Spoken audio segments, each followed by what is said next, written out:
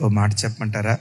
అమ్మా, జీవితంలో నీ ఇంటికి ఎంత ప్రాధాన్యత ఇస్తావో, నీ ఉద్యోగానికి ఎంత ప్రాధాన్యత ఇస్తావో, అంతకంటే ఎక్కువ ప్రాధాన్యత దేవుని మందిరానికి మనం ఇచ్చేటువంటి వారిగా ఉండాలి. అంతకంటే మరెక్కువ ప్రాధాన్యత దేవుని మందిరానికి విశ్రాంతి దినానికి ఇచ్చేటువంటి వారిగా ఉండాలి.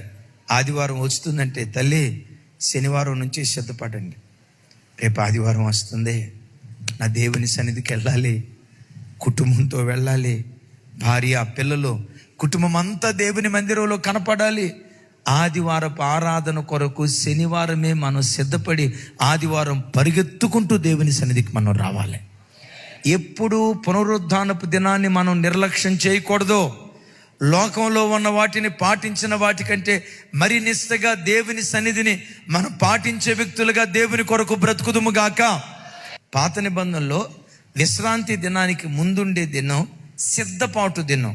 శనివారం విశ్రాంతి దినం, శుక్రవారం సిద్ధపాటు దినం. మనకు ఆదివారం ఆరాధన దినం, శనివారం సిద్ధపాటు దినం. అంటే ఆదివారపు ఆరాధన కొరకు ఎప్పుడు సిద్ధపడాలి అంటే, సిద్ధపడటం అంటే ఏంటి? కొంతమంది చూడండి, ఆదివారమే బట్టలు తీసుకొని ఆ ఇస్త్రీ షాప్ ఆయన దగ్గరికి వెళ్ళి నిలవబడతారు. ఏం తమ్ముడా లేటుగా వచ్చావంటే, ఇస్త్రీ దగ్గర క్యూ ఉందన్నా, నా వంతు వచ్చేసరికి ఆలస్యం అయిపోయిందన్నా. బట్టలు ఇస్త్రీ ఎప్పుడు చేసుకోవాలి? కొంతమంది ఆదివారం పొద్దునే మంగళ షాప్కి వెళ్తారు. ఏం తమ్ముడా లేట్ అయిపోయింది, మంగళ షాప్ దగ్గర క్యూ ఉందన్నా. ఇంకా పుణ్యాత్మలు ఉంటారు, ఆదివారమే మటన్ దుకాణానికి వెళ్తారు. అది కంపల్సరీ అనుకోండి. తూర్పు దిక్కున సూర్యుడు ఉదయిస్తాడు అనేది అంత ఖచ్చితం. ఆదివారం నాన్ వెజ్తో ఫినిష్ అయిపోద్ది అనేది అది కూడా అంతే ఖచ్చితం. సరే, అది వదిలేసేయండి. మటన్ దగ్గర క్యూ ఉందన్నా, అందుకనే లేట్ అయిపోయిందన్నా. కొంతమంది తల్లులు ఉంటారు, ఆదివారం పొద్దున్నే కూడా బండెడ బట్టలు నానబెడతారు మహాతల్లి. మరి శనివారం దాకా ఏం చేసింది? Full rest.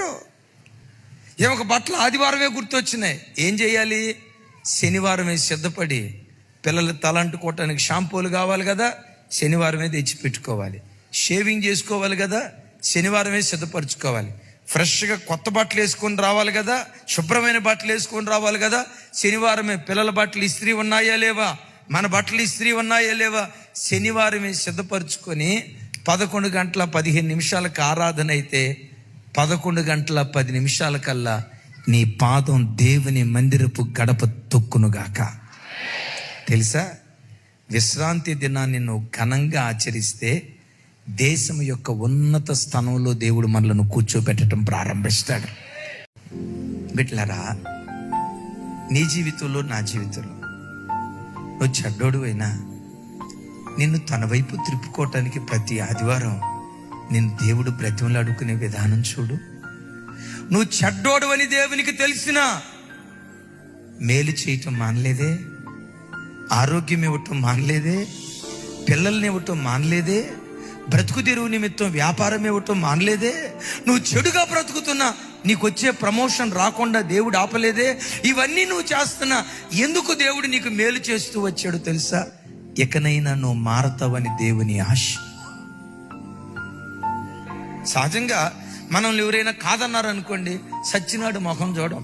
మన తెలుగు భాషలో చెప్పాలంటే అది నిజంగా జరగదు. కానీ ఒకవేళ వాడి ముఖం చూడాల్సి వస్తే చచ్చిన తర్వాత దెయ్యమై పట్టడానికి వస్తారు. ఒకడిని కాదన్నామా, చచ్చిన వాడి ముఖం చూడం. కానీ దేవుడు ఎంత మనసున్న గొప్ప దేవుడో తెలుసా? చెడ్డవాడిని కూడా తన వైపు త్రిప్పుకోవటానికి దేవుడు ఆరాటపడతాడు. ఈరోజు ప్రభు బిడ్డలారా, ఇక్కడ అనుకోవచ్చు, నన్ను నమ్ముకోయే ఆహాజు అంటే నేను చెడ్డోడిని కదా, ఇంత చెడుతనంతో నేను దేవుని వైపు తిరిగితే దేవుడు నన్ను అంగీకరిస్తాడా? భయం ఉందేమో గుండెల్లో. కొన్నిసార్లు సైతానుడు కూడా నీ గుండెల్లో పుట్టించే భయం ఏంటో తెలుసా? నీ రోత బ్రతుకు నీకు తెలియదా? దేవునికి తెలియదా? నువ్వు ప్రార్థన చేస్తే వింటాడా? ఇప్పుడు నేను దేవుని వైపు తిరుగుతానంటే దేవుడు నిన్ను అంగీకరిస్తాడా? నీ బ్రతుకు రోత బ్రతుకు. నీలాంటి దాన్ని దేవుడు క్షమించడు, నీలాంటి వాడిని దేవుడు అంగీకరించడు. కొన్నిసార్లు నీ మనస్సాక్షి నీ మీద నేరారోపణ చేసి దేవునికి దూరంగా తీసుకొని వెళ్తుంది. నేను ఒక మాట అంటా, నీవెంత ఘోరమైన వ్యక్తివైనా నేను ప్రకటించే దేవుడు హృదయపు లోతులో నుంచి నువ్వు పశ్చాత్తాపడాలే కానీ క్షమించుటకు సిద్ధమైన మనస్సు కలిగిన వాడు. నువ్వు పశ్చాత్తాపడి, యేసయ్యా నాకు ఈ అద్భుతం చేసి పట్టువా, నా ఇంట్లో ఈ సూచక్రియ జరిగించువా, నా ఇంట్లో ఈ మహత్కార్యాన్ని జరిగించువా అని నువ్వు అడగాలే. కానీ నువ్వు అడిగే అద్భుతం ఆకాశమంత ఎత్తైనదైనా, ఊర్ధ్వలోకమంత లోతైనదైనా, నువ్వు పశ్చాత్తాపడి ఆయన వైపు తిరిగితే తన కార్యం చేయటానికి దేవుడు శక్తి కలిగిన వాడై ఉన్నాడు.